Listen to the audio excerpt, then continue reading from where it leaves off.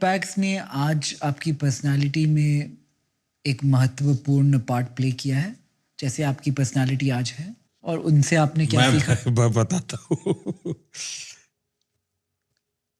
मैं जब आरएसएस में काम करता था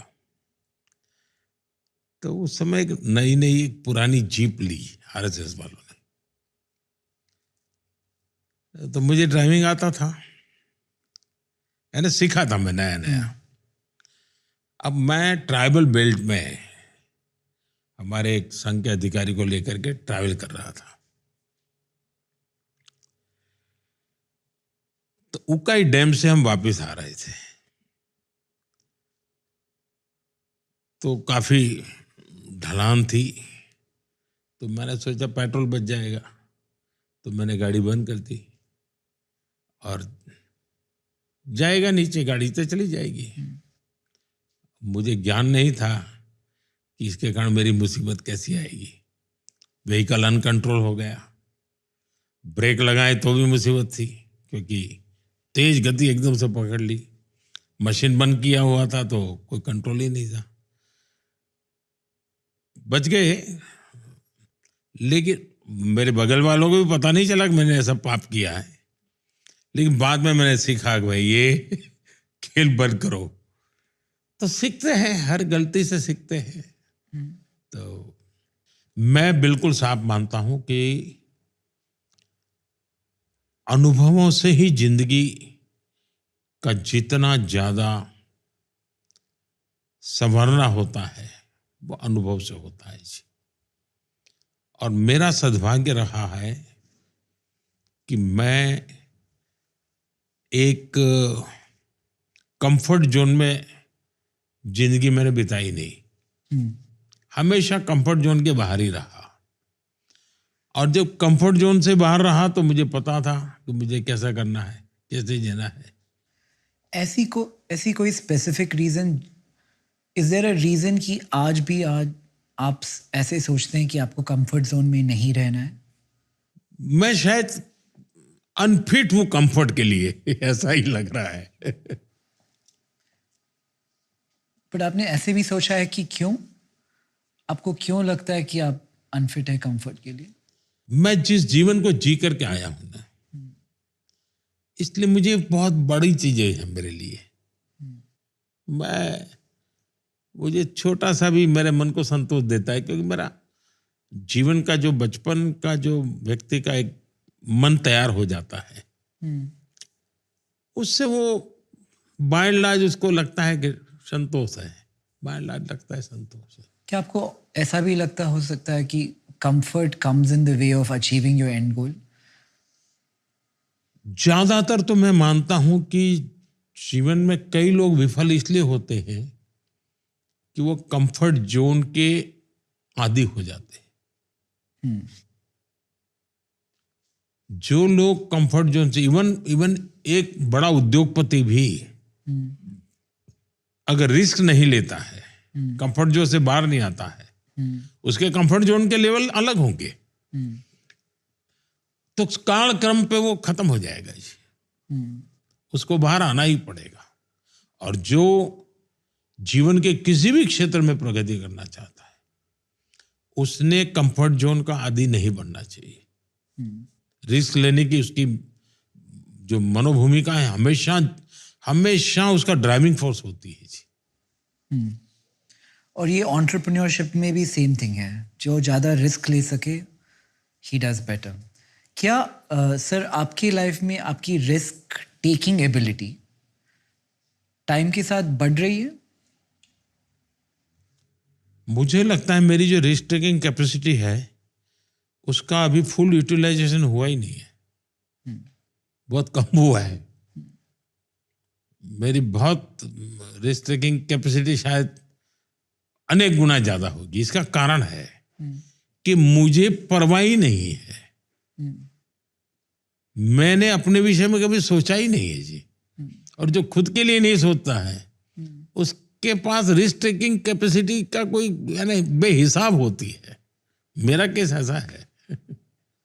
अगर आप आज के दिन आज मैं ये नहीं हूं, कल ये नहीं रहूंगा तो मेरा क्या होगा, कोई लेना देना ही नहीं है मेरा तो। अगर आज आपके दिन में किसी चीज़ के बारे में नहीं सोचे, zero fear, not afraid of anything, और एक ऐसा डिसीजन लें जो आप अदरवाइज नहीं ले रहे हैं because of structure, construct, government, all of that, वो एक चीज़ क्या होती? कि शायद मेरी और विधाएं समाप्त तो हो चुकी हैं, वन लाइफ वन मिशन जैसा हो गया है, इसलिए शायद मुझे, लेकिन एक चीज मैं पहले करता था जो कभी कभी मेरा मन अभी भी करता है। मेरा एक कार्यक्रम होता था और मैंने उसको नाम दिया था, मैं मुझको मिलने जाता हूं। मैं मुझको मिलने जाता हूं, यानी कभी कभी हम खुद को ही नहीं मिलते, दुनिया को तो मिलते हैं, खुद को मिलने के लिए समय ही नहीं है। तो मैं क्या करता था, साल में कोई समय निकाल के 3-4 दिन मेरी जितना जरूरत है उतना सारा लेकर के चल पड़ता था और उस जगह पे जाके रहता था जहां कोई मनुष्य ना हो, कहीं पानी की सुविधा मिल जाए, बस ऐसी जगह में ढूंढता था, जंगलों में कहीं। उस समय तो ये मोबाइल फोन वगैरह तो कुछ था ही नहीं, अखबार वखबार कुछ सवाल नहीं उठता था, तो वो जीवन का मेरा एक अलग आनंद होता था। वो मैं कभी कभी मिस करता हूँ।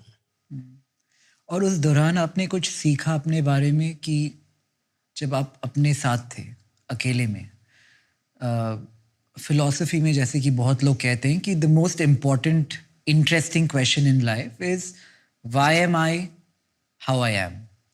क्या आपने कुछ सीखा अपने बारे में इन दैट टाइम कि आप ऐसे क्यों हैं? अपने आप में खो जाना, बस यही एक बात है। एक उदाहरण बताता हूँ इससे क्या हुआ। शायद 80s का कालखंड होगा। मैंने तय किया कि मैं रेगिस्तान में रहूंगा, तो मैं चल पड़ा, लेकिन रेगिस्तान में मैं भटकता ही गया, लेकिन एक दिया दिखता था, लेकिन मैं पहुंच ही नहीं पाता था।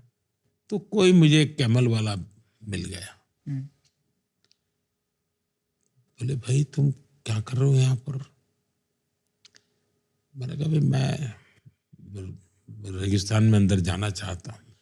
उसने कहा ऐसा करो, अभी मेरे साथ चलो, वो जो सामने लाइट दिखती है वो एक आखिरी गांव है, मैं तुम्हें वहां तक छोड़ देता हूँ, रात को वहां रुक जाना और सुबह फिर कोई वहां से तुम्हें मिल जाए तो मुझे ले गया। कोई गुलबेग करके मुस्लिम सज्जन थे, उनके यहाँ ले गया।